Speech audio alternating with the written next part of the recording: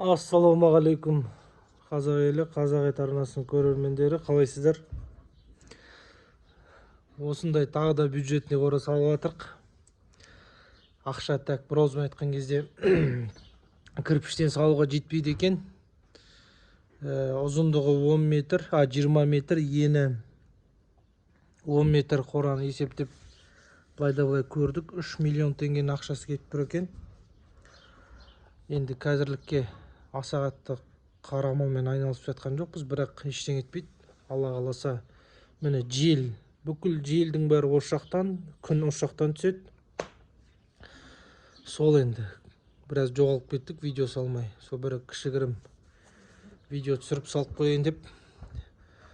Ендігі кезекте біздің мынау бюджетный қора болған, міне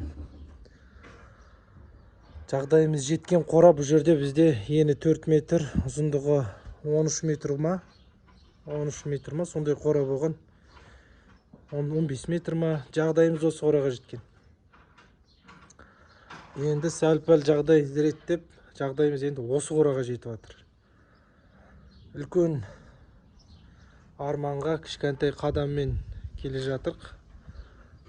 Бұйырса, бұдан да жақсы қоралар, баздар саламыз деген ойдамын. Сіздерге көрсете кетейін. Еңбек етсең ерінбей, тояды қарын тіленбей дейді. Әр еңбектің басында да, аяғында да қаншама күш қуатты талап етеді. Ең қызықтысы төменнен жоғарыға қарай шыққан. Міне біздің ең бюджетный қора осы болған. 4 метр, шпалмен. Осылай сырттағы қисық-қисық. Осының ішінде бордақыларды бордақылап, үй алып, үйдің қарызын жауып сөйткен болатынбыз, Аллаға шүкір. Енді міне ені 6 метр, ұзындығы 18 метр қора салып жатырмын. Аллах қаласа бұл қорада жылқы мен қойға арнап салып жатырық. Енді қара мал тұратын шығар, бір 5-6 аудан сондайдан. Енді оны көреміз. Міне төбесі қарағай, 6 метрлік. Мынау бізде ақ жақ, бір ауызбен айтқан кезде жел болмайды. Бұл жақта міне тақтайларды жиі қақтық, профлис қағып шығамыз. Содан кейін ағаш тақтай шірімесін деп артынан әдемілеп осындай шифермен ескі қораның төбесін ашып жатырық. Шифермен жауып өтеміз. Шифер ол су өткізбейді, ағашты шірітпейді. Мына жақ біз көрші жақ, осылай 1,5 метр орын қалдырып жатырық. Міне сыртын обшивать етмін ағашпен, 3 метрлік, биіктігі 3 метр. Так, бұны қысқартып жатырық. 2-де 74, 2-де 60, солай. Өйткені биіктеп кетіп бара жатыр. Уклон бәрі жақсы, міне жартылай профлиспен жаптық. 80%, 20% қалды. Алла қаласа бұл 20%-ында жауып өтеміз деген ойдамын. Ендігі кезекте бізде міне күн батыс жақ. Міне күн көрдіңіздер ме? Күн қазір осылай тұр. Қыстығыны күн бұлай түседі. Бұлай батады ғой. Сол кезде күннің барлығы қораның ішіне түседі. Жел де осы жақтан, күн де осы жақтан. Енді кезекте қораны былайнан салуға болушы еді, бірақ қар ұстақ болады. Сондықтан алаңғалаумен осылайнан салдық. Жел мына жақтан болғанда қарды артқа лақтырады. Алаңғалаумен қоран алдында қар болмайды. Енді кезекте ортасына, қарағайдың ортасына, дәл ортасынан 3 метрден труба жіберетін боламыз, стойкалар қойып. Мына жерде қойдың орнын бөлеміз, мына жерде жылқы тайлардың орнын бөлеміз. Сол әзірге бізде мен қорада өзімнің әкемнің көк айғыры. Бұл тек мініліп, аңға шығып, серуен саяқ құрып жүруге. Мына жерде бізде жорға дөнен. Бұны ауыстырып алғам. Енді кезекте сататын боламыз, Аллах қаласа. Және де қорамызда міне 1,5 жасар бұқа тұр. бір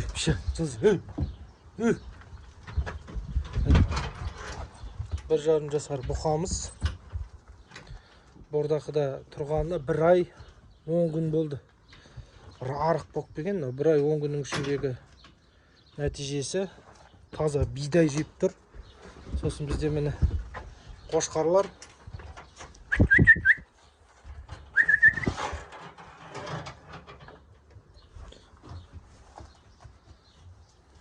Біздің қошқарлар.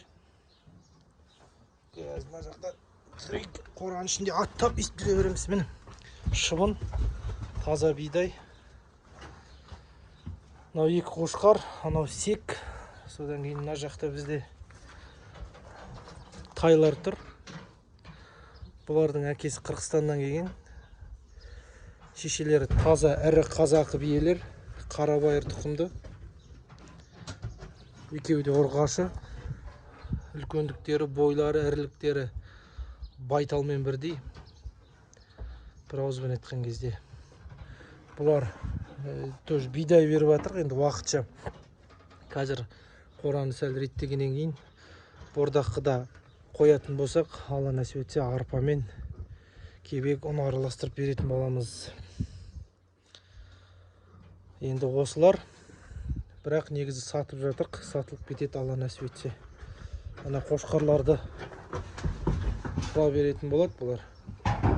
Қазірдің өзінде де жақсы салмақпен жүр. Мына қораның бәрі ашылып, барлығы бұзылып, шығарылатын болады. Тек осы қора ғана қалады. Мына жағымыз сонда бір ауызбен айтқан кезде кең болады ғой, мынаның бәрі. Алып тастаймыз. Осы қолдап отырыңыздар. Осындай бюджетный қора салудың өзі оңай емес екен. Мына жақ көлеңке. Стойкалары шпалдан. Алағысынау төбесінде профилистар 4 метрліктер қалғанын жамап салып жатырық. Алдында жаңбыр жауды, тамаша. Үстінен ақпайды. Мынау тесіктер бар. Ненің самарездің орындары. Бұларды Алла қаласа бітеп тастайтын болам. Бұл проблема емес, бұларды бітеп тастау. Алла қаласа. Сол. Ендігі кезекте енді жаман емес, жақсы қора. Осының ішінде видео салатын боламыз, түсіріп. Алла қаласа. Мына тұстан біреу, ана жерден біреу, в общем 4 жерден үлкен жарықты прожекторлар орнататын боламыз. Жап-жарық болады, қоранышы Алла қаласа. Міне. Так, жанынан бір терезе, форчикамен, мынау терезе полностью ашылады.